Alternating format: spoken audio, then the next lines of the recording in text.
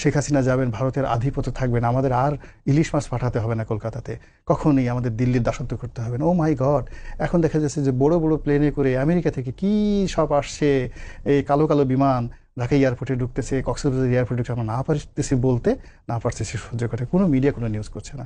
আমাদের জেলেদেরকে ধরে নিয়ে যাচ্ছে, শত শত জেলেদেরকে ধরে নিয়ে যাচ্ছে আরাকান আর্মির লোকজন, আমরা কিছু বলতে পারছি না।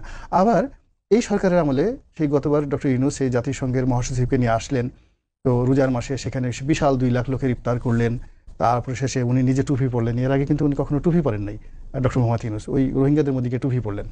তারপরে টুপি না, উনি এর আগে টুপি পরছিলেন মসজিদে, যে ঈদগাহে নামাজ পড়তে গিয়ে টুপি পরছিলেন, কিন্তু জেনারেলি বাইরে টুপি পরেন নাই, কিন্তু ওই দিন টুপি পরলেন। এবং ওই জাতিসংঘের যে মহাসচিব তাকে উনি পাঞ্জাবি পরিয়েছিলেন, এবং সেখানে বসে এরা বক্তব্য দিলেন যে আগামী ঈদের আগেই এরা চলে যাবে।